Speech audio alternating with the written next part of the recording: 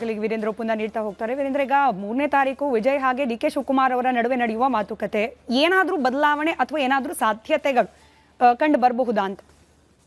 ಇಂತಹ ಸಭೆಗಳು ಸೌಹಾರ್ದತೆಯ ಮಾತುಕತೆಗೆ ಕಾನೂನಲ್ಲಿ ಅವಕಾಶ ಇದೆ. ನ್ಯಾಯಾಧಿಕರಣವು ಕೂಡ ಸ್ಪಷ್ಟವಾಗಿ ಹೇಳಿದೆ ಅದನ್ನು. ಆದರೆ ಇವತ್ತಿನ ಸಿಚುಯೇಷನ್ಲಿ ಎಷ್ಟರ ಮಟ್ಟಿಗೆ ಇದು ಫಲಪ್ರದ ಆಗುತ್ತೆ ಅನ್ನೋದು ಪ್ರಶ್ನೆ. ಅದು ಅವರಿಬ್ಬರ ಮಾತುಕತೆ ನಂತರ ಅಷ್ಟೇ ಗೊತ್ತಾಗಬೇಕು. ಯಾಕಂದರೆ ತಮಿಳುನಾಡಿನ ಮುಖ್ಯಮಂತ್ರಿ ನಿನ್ನೆ ಅಷ್ಟೇ ಪ್ರಧಾನಮಂತ್ರಿಗಳಿಗೆ ಬರೆದಿರುವಂಥ ಪತ್ರ ಇದೆಯಲ್ಲ ಭಾಳ ರೆಲೆವೆಂಟ್. ಅವರು ಈಗಲೂ ಕೂಡ ಮೇಕೆದಾಟಿಗೆ ವಿರೋಧ ಮಾಡ್ತಿದ್ದಾರೆ ಮತ್ತು ನೀರಿನ ವಿಚಾರದಲ್ಲಿ ಕರ್ನಾಟಕದಿಂದ ಅವ್ರು ನೀರನ್ನು ಸತತವಾಗಿ ಕೇಳ್ತಾನೆ ಇದ್ದಾರೆ. ನಂಬರ್ 1. ನಂಬರ್ 2, ಕರ್ನಾಟಕ ರಾಜ್ಯದ ಸರ್ಕಾರ ಆಗಿರ್ಬೋದು, ಅಧಿಕಾರಿಗಳಾಗಿರ್ಬೋದು ಪದೇ ಪದೇ ಹೇಳ್ತಿರೋದು ಸ್ಮಿತಾ, ನಾವು ತಮಿಳುನಾಡಿಗೆ ನೀರನ್ನ ಕೊಡಲ್ಲ ಅಂತ ಹೇಳ್ತಾ ಇಲ್ಲ. ಇದು ಅಧಿಕಾರಿಗಳು ಹೇಳ್ತಿರೋ ಮಾತು. ಆದರೆ ಯಾವಾಗ ಕೊಡಬೇಕು, ಎಷ್ಟು ಕೊಡಬೇಕು, ಈಗಲೇ ನೀರು ಕೊಡಬೇಕಾ ಅಥವಾ ಸ್ವಲ್ಪ ತಡಿಬೇಕಾ ಅನ್ನೋದು.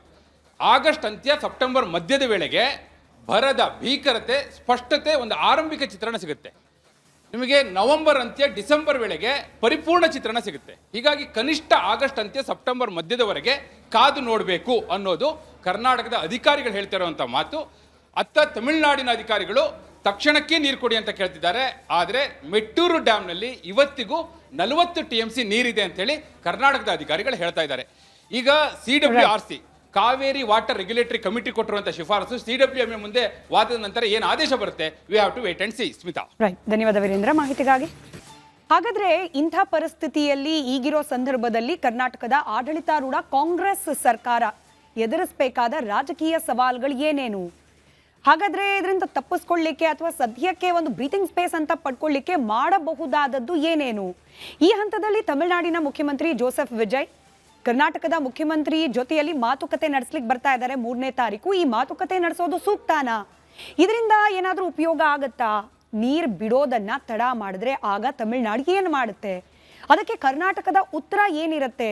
ಮುಂದಿನ ದಿನಗಳಲ್ಲಿ ಕಾವೇರಿ ಕಣಿವೆಯ ರಾಜಕೀಯ ಯಾವ್ಯಾವ ತಿರುವನ್ನ ಪಡಿಬಹುದು ನೋಡೋಣ ಎಳೆ ಎಳೆಯಾಗಿ.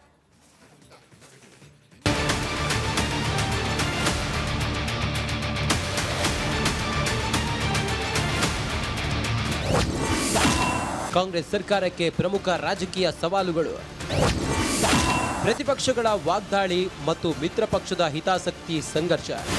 ತಮಿಳುನಾಡಿಗೆ ನಿತ್ಯ 3500 ಕ್ಯೂಸೆಕ್ ನೀರು ಬಿಡುವಂತೆ CWMA ಮಾಡಿರುವ ಶಿಫಾರಸು ರಾಜಕೀಯವಾಗಿ ಡಿ.ಕೆ. ಶಿವಕುಮಾರ್ ನೇತೃತ್ವದ ಕಾಂಗ್ರೆಸ್ ಸರ್ಕಾರಕ್ಕೆ ನುಂಗಲಾರದ ಬಿಸಿ ತುಪ್ಪವಾಗಿ ಪರಿಣಮಿಸಿದೆ.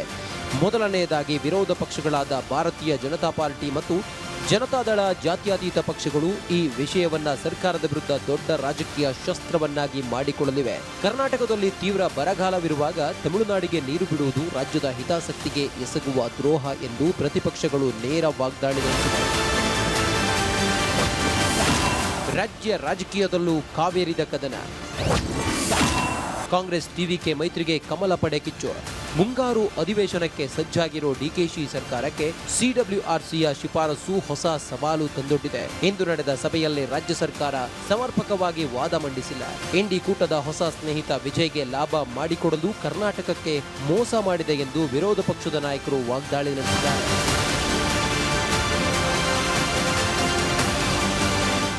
ರಾಜ್ಯ ಸರ್ಕಾರ ತಕ್ಷಣವೇ CWMA ಮುಂದೆ ಅಪೀಲು ಹೋಗಬೇಕು ಮತ್ತು ಸರ್ವ ಪಕ್ಷಗಳ ಸಭೆಯ ಕರೆಯಬೇಕೆಂದು ಆರ್ ಅಶೋಕ್ ಆಗ್ರಹಿಸಿದರೆ, ವಿಜಯ್ ಓಲೈಕೆಗಾಗಿ ರಾಜ್ಯದ ರೈತರನ್ನ ಕಾಂಗ್ರೆಸ್ ಸರ್ಕಾರ ಬಲಿ ಕೊಡುತ್ತಿದೆ ಎಂದು BY ವಿಜಯೇಂದ್ರ ಹೇಳಿದ್ದಾರೆ.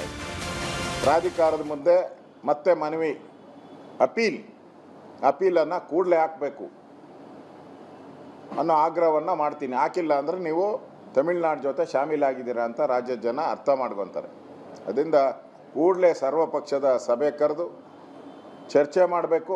ಆ ಚರ್ಚೆಯಲ್ಲಿ ಏನು ಬರುತ್ತೋ ಅದ್ರ ಪ್ರಕಾರ ರಾಜ್ಯ ಈ ಮುಖ್ಯಮಂತ್ರಿ ನಡ್ಕೊಬೇಕು. ಇಲ್ಲ ಅಂದರೆ ನಿಮ್ಮ ಒಳ ಒಪ್ಪಂದ ಏನಿದೆ ತಮಿಳುನಾಡು ಜೊತೆ ಅದು ಜಗಜ್ಜಾಹೀರಾತು, ಈಗಾಗಲೇ ಜಗಜ್ಜಾಹೀರಾತಾಗಿದೆ. ಈಗ ಬೇರೆ ಅವರು ಬೇರೆ ಇಲ್ಲಿ ಕರ್ನಾಟಕಕ್ಕೆ ಬರ್ತೀನಿ ಅಂತ ಹೇಳಿದ್ದಾರೆ. ಯಾರು? ವಿಜಯ್ ಜೋಸಫ್ ಅವರು ಕೂಡ ಇಲ್ಲಿ ವಿಧಾನಸೌಧಕ್ಕೆ ಬರ್ತಾರಂತೆ. ಜೋಸಫ್ ಅವರು ಮುಖ್ಯಮಂತ್ರಿ. ಖುಷಿಪಡಿಸೋದಕ್ಕೆ ನಮ್ಮ ರೈತರಿಗೆ ಏನು ವಿಷ ಕೊಡುವಂಥ ಕೆಲಸ ಮಾಡ್ತಾ ಇದ್ದಾರೆ. ಇದು ಅಕ್ಷಮ್ಯ ಅಪರಾಧ. ಹಾಗಾಗಿ ಮಾನ್ಯ ಮುಖ್ಯಮಂತ್ರಿಗಳೇ ತತ್ಕ್ಷಣ ಮರುಪರಿಶೀಲನಾ ಅರ್ಜಿಯನ್ನು ಹಾಕಿ ಸರಿಯಾದ ರೀತಿಯಲ್ಲಿ ವಾದ ಮಂಡನೆ ಆಗಬೇಕು. ಆ ರೀತಿ ಅವರು ಜವಾಬ್ದಾರಿಯನ್ನು ತೆಗೆದುಕೊಳ್ಬೇಕಾಗ್ತದೆ.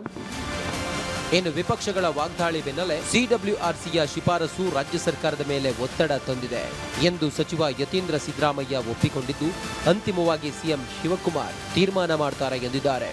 ಕಾವೇರಿ ನೀರು ನಿರ್ವಹಣಾ ಮಂಡಳಿಯವರು ತಮಿಳುನಾಡು ಅವರಿಗೆ ನೀರು ಬಿಡೋದಕ್ಕೆ ಹೇಳಿದ್ದಾರೆ. ಸೊ ಅವ್ರ ಶೇರ್ ಏನಿದೆ ಕೊಡಬೇಕಾದಂಥ ಅನಿವಾರ್ಯತೆ ನಮ್ಮಲ್ಲಿದೆ. ಬಟ್ ಆದರೂ ಕೂಡ ಸರ್ಕಾರ ಏನು ನಿರ್ಧಾರ ತೆಗೆದುಕೊಳ್ಳುತ್ತೆ ನನಗಿನ್ನೂ ಗೊತ್ತಿಲ್ಲ. ಮುಖ್ಯಮಂತ್ರಿಗಳು ಇದ್ರ ಬಗ್ಗೆ ಏನೂ ಮಾತಾಡಲಿ, ನನಗೂ ಕೂಡ ಈಗ ಮಾಹಿತಿ ಬಂದಿದೆ. ಸೊ ಹಾಗಾಗಿ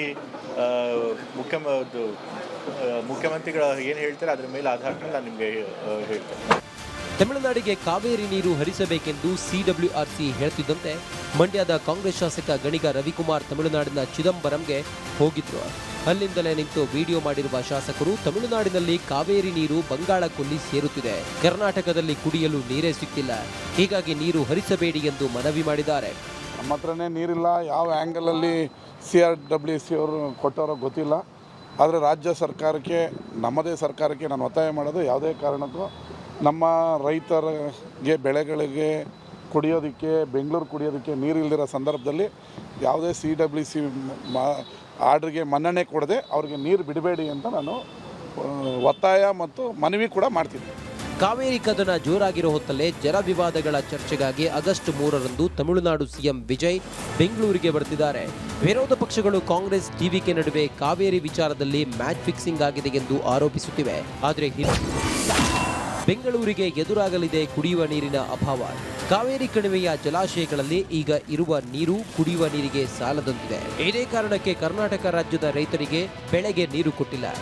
ಡ್ಯಾಂ ನೀರು ನಂಬಿಕೊಂಡು ಬೆಳೆ ಬೆಳೆಯಬೇಡಿ ಅಂತ ಸ್ವತಃ DK ಶಿವಕುಮಾರ್ ರೈತರಿಗೆ ಸಲಹೆ ನೀಡಿದ್ದಾರೆ.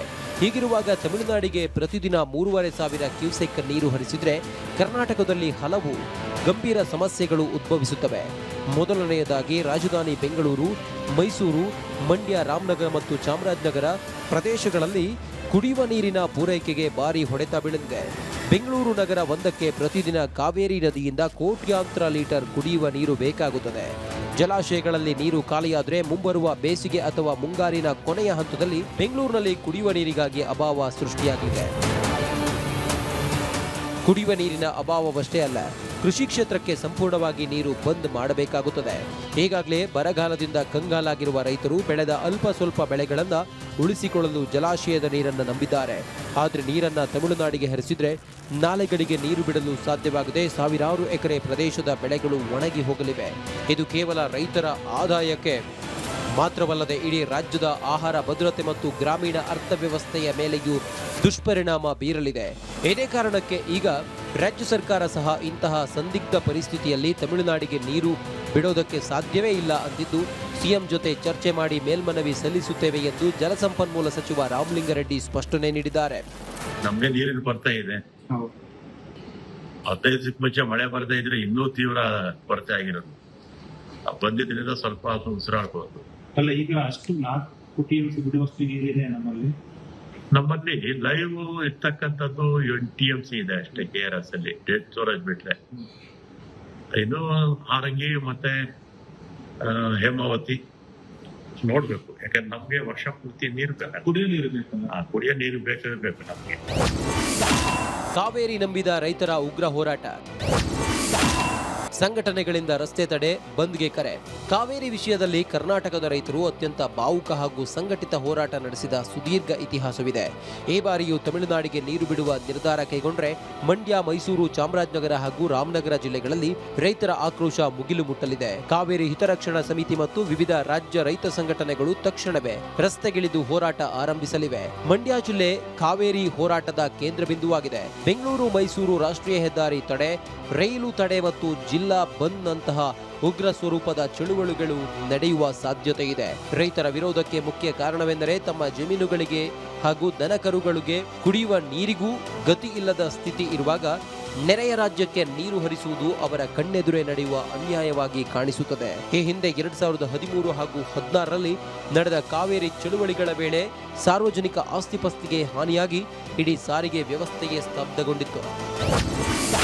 ಕಾವೇರಿ ಕೊಳ್ಳದ ಕೈ ಶಾಸಕರಿಗೆ ಧರ್ಮ ಸಂಕಟ, ಜನರ ಒತ್ತಡ ಮತ್ತು ಪಕ್ಷದ ಮಧ್ಯೆ ತೊಳಲಾಟ. ಮಂಡ್ಯ, ಮೈಸೂರು, ಹಾಸನ, ಚಾಮರಾಜನಗರ ಮತ್ತು ರಾಮನಗರ ಭಾಗಗಳಲ್ಲಿ ಕಾವೇರಿ ನದಿ ನೀರನ್ನೇ ನಂಬಿ ಮತ ಚಲಾಯಿಸುವ ಬೃಹತ್ ರೈತ ಸಮುದಾಯವಿದೆ. ಈ ಭಾಗದಲ್ಲಿ ಗೆದ್ದು ಬಂದಿರುವ ಕಾಂಗ್ರೆಸ್ ಶಾಸಕರಿಗೆ ಸಿಡಬ್ಲ್ಯೂಆರ್ಸಿ ಶಿಫಾರಸು ಮತ್ತು ಸರ್ಕಾರದ ನಿಲುವು ತೀವ್ರ ಆತಂಕ ತಂದೊಡ್ಡಿದೆ. ಕ್ಷೇತ್ರಕ್ಕೆ ಹೋದಾಗ ಶಾಸಕರಿಗೆ ರೈತರು ತೀವ್ರ ತರಾಟೆಗೆ ಮತ್ತು ಪ್ರಶ್ನೆಗಳಿಗೆ ಉತ್ತರಿಸಬೇಕಾಗುತ್ತದೆ. ಒಂದೆಡೆ ಪಕ್ಷದ ಶಿಸ್ತು ಮತ್ತು ಸರ್ಕಾರದ ನಿರ್ಧಾರವನ್ನ ಬೆಂಬಲಿಸಬೇಕಾದ ಅನಿವಾರ್ಯತೆ, ಇನ್ನೊಂದೆಡೆ ಮುಂದಿನ ಚುನಾವಣೆಗಳಲ್ಲಿ ತಮ್ಮ ರಾಜಕೀಯ ಭವಿಷ್ಯವನ್ನ ಕಾಯ್ದುಕೊಳ್ಳಲು ರೈತರ ಪರವಾಗಿ ಧ್ವನಿ ಎತ್ತಬೇಕಾದ ಗೊಂದಲ ಅವರಲ್ಲಿ ನಿರ್ಮಾಣವಾಗುತ್ತಿದೆ.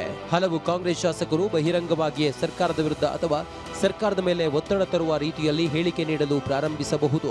ಕೆಲವರು ರಾಜೀನಾಮೆ ಬೆದರಿಕೆ ಹಾಕುವ ಮೂಲಕ ತಮ್ಮ ಕ್ಷೇತ್ರದ ಜನಪ್ರಿಯತೆಯನ್ನ ಉಳಿಸಿಕೊಳ್ಳಲು ಪ್ರಯತ್ನಿಸುವ ಸಾಧ್ಯತೆಯನ್ನು ಅಲ್ಲಗೆಳೆಯುವಂತಿಲ್ಲ. ಸರ್ಕಾರದ ರಾಜಕೀಯ ಮತ್ತು ಕಾನೂನಾತ್ಮಕ ಮಾರ್ಗಗಳು, ಮೇಲ್ಮನವಿ ಸಲ್ಲಿಕೆ, ಸರ್ವಪಕ್ಷ ಸಭೆಯ ಮೂಲಕ ಒಗ್ಗಟ್ಟು. ಈ ಗಂಭೀರ ಪರಿಸ್ಥಿತಿಯನ್ನು ಎದುರಿಸಲು ಕಾಂಗ್ರೆಸ್ ಸರ್ಕಾರ ಮುಖ್ಯವಾಗಿ 3 ಪ್ರಮುಖ ತಂತ್ರಗಳನ್ನು ಅನುಸರಿಸಬಹುದು. ಮೊದಲನೆಯದಾಗಿ ಕಾನೂನು ಹೋರಾಟ. ಸಿಡಬ್ಲ್ಯೂಆರ್ಸಿ ನೀಡಿರುವ ಶಿಫಾರಸ್ಸಿನ ವಿರುದ್ಧ ಕಾವೇರಿ ನೀರು ನಿರ್ವಹಣಾ ಪ್ರಾಧಿಕಾರ ಅಂದರೆ ಸಿಡಬ್ಲ್ಯೂಎಂಎ ಮುಂದೆ ತಕ್ಷಣವೇ ಮೇಲ್ಮನವಿ ಸಲ್ಲಿಸುವುದು. ಅಲ್ಲಿಯೂ ಹಿನ್ನಡೆಯಾದರೆ ಸುಪ್ರೀಂ ಕೋರ್ಟ್ ಮೆಟ್ಟಿಲೇರಿ ರಾಜ್ಯದಲ್ಲಿರುವ ಭೀಕರ ಬರಗಾಲ, ಜಲಾಶಯಗಳಲ್ಲಿ ಇರುವ ನೈಜ ನೀರಿನ ಮಟ್ಟ ಮತ್ತು ಕುಡಿಯುವ ನೀರಿನ ಭವಿಷ್ಯದ ಅಗತ್ಯವನ್ನ ಆಧಾರವಾಗಿಟ್ಟುಕೊಂಡು ಮಧ್ಯಂತರ ತಡೆ ಕೋರುವುದು.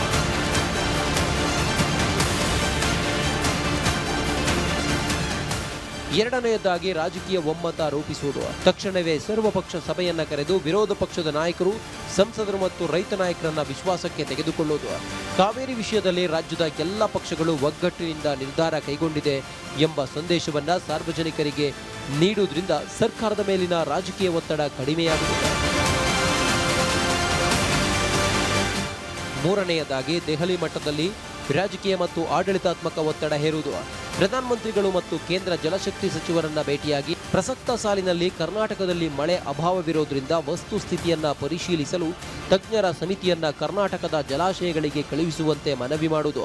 ಆದರೆ ಇಷ್ಟೆಲ್ಲದರ ನಡುವೆ ಮರೆಯಬಾರದ್ದು ಏನಂದ್ರೆ, ಕೇವಲ ಟೆಕ್ನಿಕಲ್ ಬಾಡಿಯಾಗಿರೋ ಕಾವೇರಿ ನದಿ ನೀರು ನಿಯಂತ್ರಣ ಸಮಿತಿಯ ಶಿಫಾರಸನ್ನ ರಾಜ್ಯ ಸರ್ಕಾರ ಕಾವೇರಿ ನೀರು ನಿರ್ವಹಣಾ ಪ್ರಾಧಿಕಾರದ ಮುಂದೆ ಪ್ರಶ್ನಿಸಬಹುದು. ಮುಂದಿನ ವಾರ ಸಿಡಬ್ಲ್ಯೂಎಂಎ ಸಭೆ ನಡೆಯಲಿದ್ದು ರಾಜ್ಯ ಸರ್ಕಾರ ಆ ಸಭೆಯಲ್ಲಿ ವಾಸ್ತವತೆಯನ್ನ ಹೇಳಬೇಕು, ಸುಪ್ರೀಂ ಕೋರ್ಟ್ಗೂ ಅರ್ಜಿ ಹಾಕಬೇಕು ಎಂದು ನೀರಾವರಿ ತಜ್ಞ ಕ್ಯಾಪ್ಟನ್ ರಾಜಾರಾವ್ ಸಲಹೆ ನೀಡಿದ್ದಾರೆ. ತಮಿಳುನಾಡು ಅವ್ರು ಏನು ಹೇಳಿದ್ದಾರೆ, ಅವರು ಸೀನಿಯರ್ ಅಡ್ವೊಕೇಟು ಸುಪ್ರೀಂ ಕೋರ್ಟ್ ಮುಂದೆ ಬಹುಶಃ ನಮ್ಮ ಕುರುವೈ ಕ್ರಾಪ್ ಎಲ್ಲವೂ ನಾವು ಗ್ರೌಂಡ್ ವಾಟರಿಂದಲೇ ಬೆಳೀತಾ ಇದ್ದೀವಿ ಅಂತ ಸುಪ್ರೀಂ ಕೋರ್ಟ್ ಮುಂದೆ ಖಡಾಖಂಡಿತವಾಗಿ ಹೇಳಿದ್ದಾರೆ. ಅವಾಗ ಸರ್ಫೇಸ್ ವಾಟರ್ ಇರಲ್ಲ, ನಮಗೆ ಬೇಕು ಅಂತ. ಸೊ ಹಾಗಾಗಿ ಅದಲ್ಲದೆ ಈಗಾಗಲೇ ಅವ್ರ ಹತ್ರ ಮೆಟ್ಟೂರಲ್ಲೂ ಮತ್ತು ಭವಾನಿ ಒಳಗೂ ಸರ್ಫೇಸ್ ವಾಟರ್ ಇದೆ. ಸುಮಾರು 40-45 TMC ನೀರು ಸರ್ಫೇಸ್ ವಾಟರ್ ಇದೆ. ಆ ನೀರಿದ್ದಾಗ ನಮ್ಮಿಂದ ಯಾಕೆ ನೀರು ಬೇಕು? ಹೊಸದಾಗಿ ಅಲ್ಲಿ ಹೋಗಿ ಸುಮ್ಮನೆ ಕೂತ್ಕೊಳ್ಳೋಕ್ಕಾ? ಒಟ್ಟಾರೆಯಾಗಿ ಹೇಳುವುದಾದ್ರೆ, ಬರಗಾಲದ ಸನ್ನಿವೇಶದಲ್ಲಿ ಕಾವೇರಿ ನೀರು ಹಂಚಿಕೆ ವಿಷಯವು ಕರ್ನಾಟಕ ಸರ್ಕಾರಕ್ಕೆ ಕೇವಲ ಆಡಳಿತಾತ್ಮಕ ಸವಾಲಷ್ಟೇ ಅಲ್ಲ, ಅತ್ಯಂತ ಸೂಕ್ಷ್ಮ ರಾಜಕೀಯ ಪರೀಕ್ಷೆಯೂ ಹೌದು. ಡೀಟೇಲ್ಸ್